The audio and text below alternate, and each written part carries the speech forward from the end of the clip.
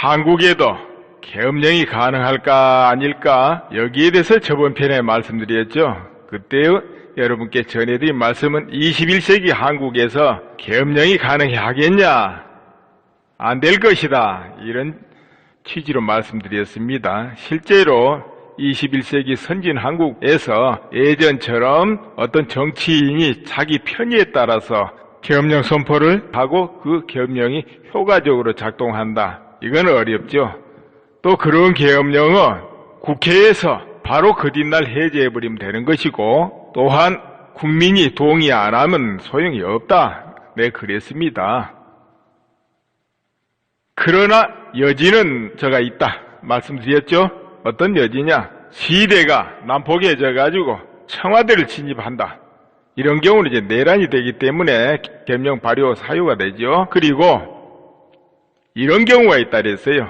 모든 사회 각 기관에 국가 이기를 초래할 정도로 어떤 내란 음모가 진행된다든지 혹은 북한의 추종 세력이 장악해서 국가 기능이 마비되고 국가 안보가 위태롭다. 이렇게 정의될 때는 또 계엄령 발효를 할 수 있지 않겠냐? 내가 그런 견해를 말씀드렸죠. 실제로 이런 경우를 상상해 보세요. 국회가 야합이나 비리 정도를 넘어가지고 아니면 국민의 규탄 대상이 된다. 그 정도도 넘어가지고 아예 북한 추종 세력에 의해서 장악돼서 움직이고 있다든지 그 세력이 내란을 꿈꾸고 계획하고 움직이는데 동조하고 있다든지 이건 가정입니다. 어디까지나. 그리고 그건 대다수는 될 수 없겠죠. 그래야 소수라도 뚫뚫 뭉쳐서 하면 기능이 마비될 수 있고 다수 국회의원들이 끌려갈 수 있거든요. 대부분의 국회의원분들은 다 선량하고 애국적이고 국민을 위한 분들이겠지만은 그리고 검찰도 그렇지 않습니까? 대다수 검찰들이야 본분에 충실하고 기본적으로 애국심이 있고 공정하려는 마음이 뿌리부터 있을 것입니다. 그러나 어떤 조직이 형성돼 가지고 자기도 모르게 동조 안 할 수 없고 끌려가지 않을 수 없는 상황이 이루어지고 그 검찰들이 어떤 북에 의해서 조종을 받는 검찰이 일부 있을 수도 있다. 이거 가정입니다. 그렇게 돼가지고 기강이 무너져 가지고 있다. 또 언론기관이 왜곡보도, 오보 이런 정도가 아니고 그걸 넘어가지고 조직적으로 어떤 북의 추종 세력에 의해서 조종받고 그 세력에 눌려가지고 국가 안보를 위태롭게 하고 있다. 등등 각계각층 단체가 그렇다. 이것이 연계되어 있다. 연계돼서 어떤 사건을 계획하고 추진하고 행동 연기고 하고 있다. 또 거기에 상층부의 국가 전복 세력, 정권을 탈취하고 싶어 하는 내란 세력, 또 불만 세력 등등이 결합돼 가지고 한 덩거리로 굴러간다. 이렇게 돼서 국가 안보가 위태롭다. 이런 상황이 있을 수도 있습니다. 그럴 때는 계엄령 선포가 가능하지 않겠습니까? 정말 심각한 상태인데 만약에 계엄령을 발동해도 국회에서 해제를 해버리면 안 된단 말이에요. 계엄령은 바로 불법이 돼버리죠. 만약에 정말 지금 국민은 모르지만 내부적으로 심각한 상태에 있어서 정권 탈취 세력 때문에 아니면 정권 전복을 넘어서 국가 이기가 분명히 도래했다. 이렇게 판단이 되었을 때 계엄령은 발동할 수가 있는 거죠. 국민이야 납득 못한다 해도. 그런데 계엄령을 선포하면은 그 뒷날 국회에서 해산해버릴 수도 있다 이 말이에요. 해산하면 법적으로 그 뒤부터는 8호 군은 원위치 복귀해야 되지 않습니까? 이렇게 되면은 해결을 못하게 되겠죠. 이제 그 정도 돼서 선포하는 계엄령은 국회 문이 아예 못 열리게 할 겁니다. 그렇겠죠? 계엄령이란 거 어디 쓰라고 법으로 만들어 놨겠습니까? 국가 안보가 위태로울 때, 국가를 유지하기 어려운 혼란이 지속될 때, 아니면 거대 음모가 작동하고 있어서 정상적인 합치로는 막을 수가 없을 때, 국민 질서가 엉망이 되고 범죄에 물들어서 특단의 조치를 안 하면 이 국가를 구제할 수 없을 때, 이거는 국민 다수가 어떤 범죄에 오염되거나 선동에 끌리거나 할 때도 해당될 수 있습니다. 이럴 때 계엄령이 발동될 수 있습니다. 계엄령은 국가를 구하라고 만들어 놓은 것이지 어떤 독재자가 독재를 강화하고 자기 편의를 위하라고 만들어 놓은 건 아니죠. 이런 상황이 있는가 없는가가 은밀하게 전개되고 또 계획되고 행동에 옮겨지는 것은 우리 국민들은 감지할 수가 없는 겁니다. 뉴스 방송 보고 정보를 얻는 국민들은 원래 감지할 수 없다 이렇게 보는 게 타당하죠. 오히려 대다수 국민은 전체적인 선동에는 굉장히 약합니다. 모두가 다 똑똑하죠. 우리 국민들 모두 똑똑합니다. 대학 안 나온 사람이 누가 있습니까? 다 대학 나오고 다 똑똑하고 다 옳지요. 그래도 은연중 정보의 세뇌라는 것은 무서운 겁니다. 자기도 모르게 저건 옳지 않아, 저건 옳아, 저건 잘못해 하면서 끌려가게 되는 겁니다. 젖어 들어가요. 가랑비 옷 젖듯이 젖어 들어가는데 자기도 모르게 가치관이 바뀌어요. 그래서 휩쓸리고 선동당하는 거죠. 국민이 현명하고 다수 결정은 옳은데 그럴 리가 있냐 하지만 아니, 역사를 돌아보세요. 과거에 무수한 역사가 다 그렇게 이루어진 겁니다. 히틀러가 독일 국민을 장악하고 총통이 될 때도 그와 같았고요. 전쟁을 일으킬 때도 그와 같았고요. 국민 전부가 호응해서 전쟁 일으킨 거예요. 그때만큼은 그 국민들이 옳다고 여겼거든요. 뒤에 가서는 그게 아니었는데 하고 후회를 했을지라도 그렇다는 것입니다. 공산주의가 전 세계를 휩쓸 때도 그랬어요. 모든 사람이 그 길이 옳다고 동참을 했어요. 누가 강제로 공산주의 운동에 동참해 그런 거 아니었어요. 한국에서 6.25 전후에 공산주의 그 바람이 불 때도 마찬가지였어요. 모든 사람들이 스스로 저것이 살 길이고 저것이 진리라고 동참한 거예요. 옳다고 여겼거든요. 왜냐하면 너무 그때 빈부 차이가 많고 또 귀천도 많았고요. 그리고 어떤 독재도 많았고 부패도 많았고 실제로 그랬던 시절입니다. 전 세계가 그런 시절이었기 때문에 일반 서민들 살 길이 없었다는 거지요. 그러다 보니까 똑같이 나눠주고 똑같이 쓰고 똑같이 대우받고 이거 얼마나 좋습니까? 듣기도 너무 좋잖아요. 그런 세상 만든다는데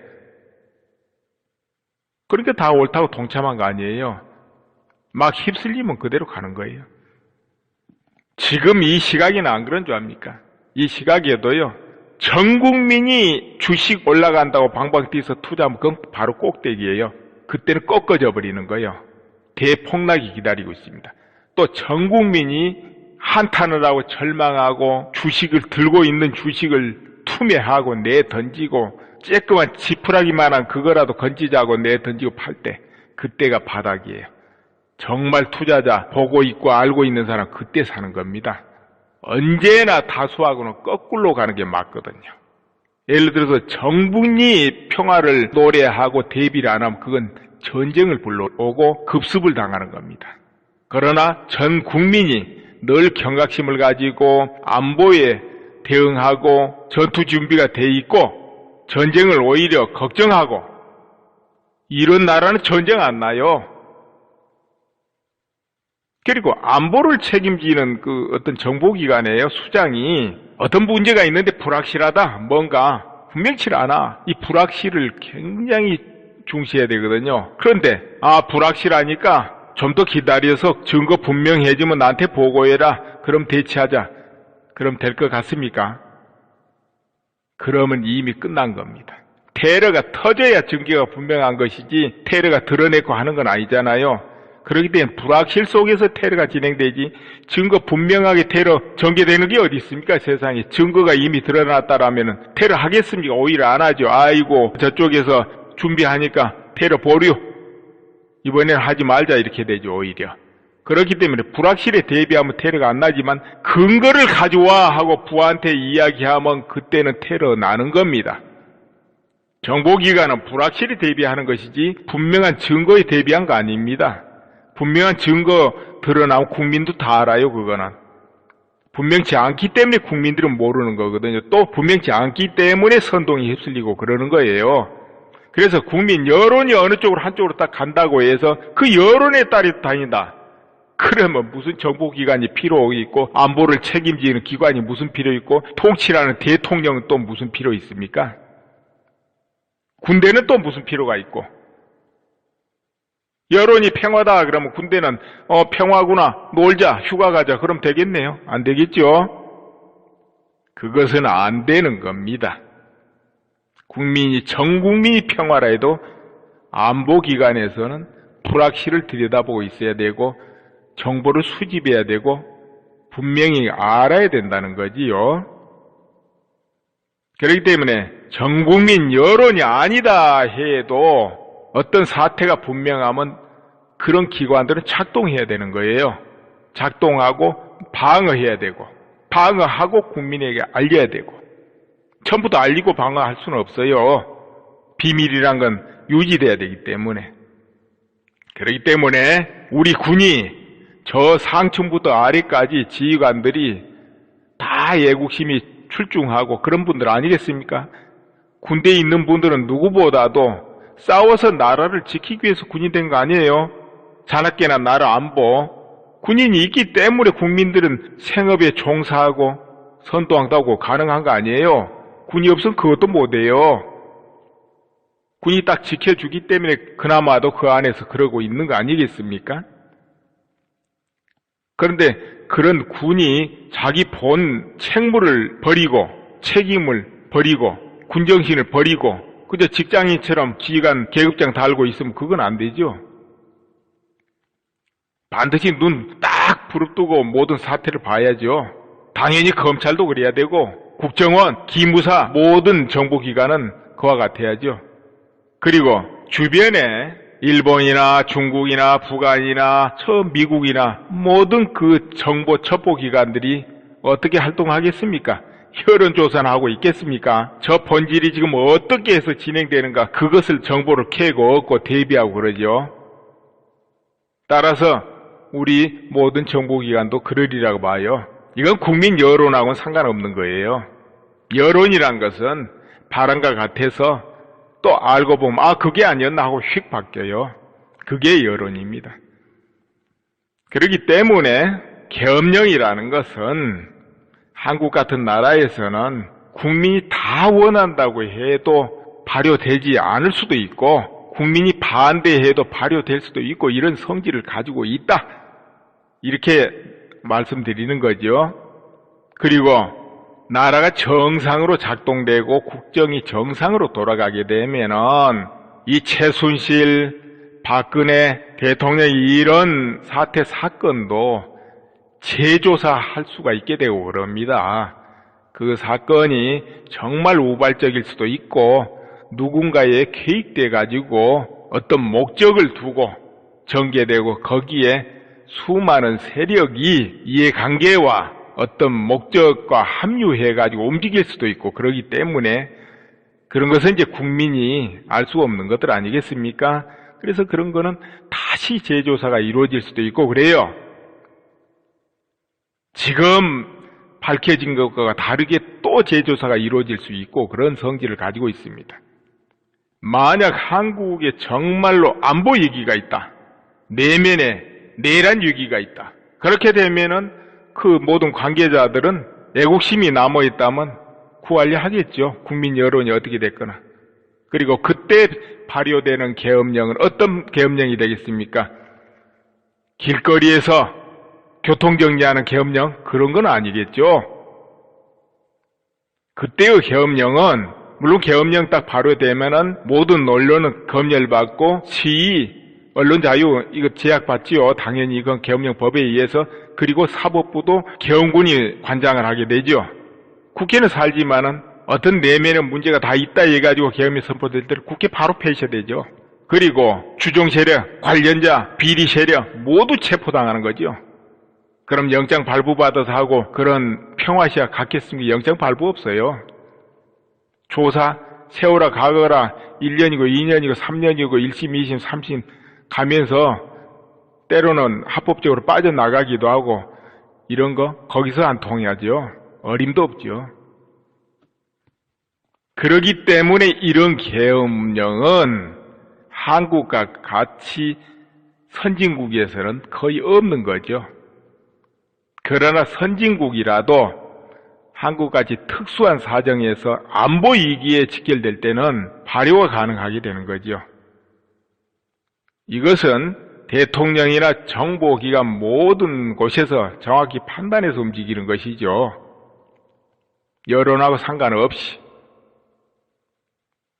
만약에 그런 기관들이 여론에 의해서 한다면 그런 기관 이미 힘없는 거고, 그런 계엄령 발효해도 소용없고 할 필요도 없죠. 그 외에는 한국에서는 계엄령을 발효한다. 말이 안 되는 거죠. 그랬다가는 어느 기관이 거기에 영을 받들고 움직이겠습니까? 안 움직여요. 군부대도 안 움직여요. 국민 여론이 겁나서 보다는 안보 위기가 아니라 판단할 때 안 움직이는 거죠. 대혼란이 아니다 판단할 때는. 그러나 국민 여론이 그게 아니라도 모든 기관에서 파악할 때 명백하게 이거는 안보 위기다, 불확실하다, 위험이 다분하다, 또 근거가 분명하다, 이러면 움직이는 것이죠. 제가 오늘 말씀드린 것은 원론적인 이야기예요. 원리적인 거. 저는 원리적인 걸 늘 말씀드리고 싶어요. 누가 잘못했다, 누구는 나쁜 놈이다, 누구는 옳다, 이런 차원의 말씀드리고 싶지 않고요. 판단은 듣는 분들이 스스로 생각하도록 그렇게 하고 싶습니다. 그러니까 제 말을 듣고 그 말은 엉터리다, 말도 안 된다, 뭔 잡소리냐, 이렇게 생각하면 또 그게 맞는 거예요. 그리고 타당성이 있구나, 그럴 수도 있겠구나, 내가 생각할 때는 이렇게 되겠는데 또 그렇게 생각하면 그게 맞는 거죠. 예, 감사합니다.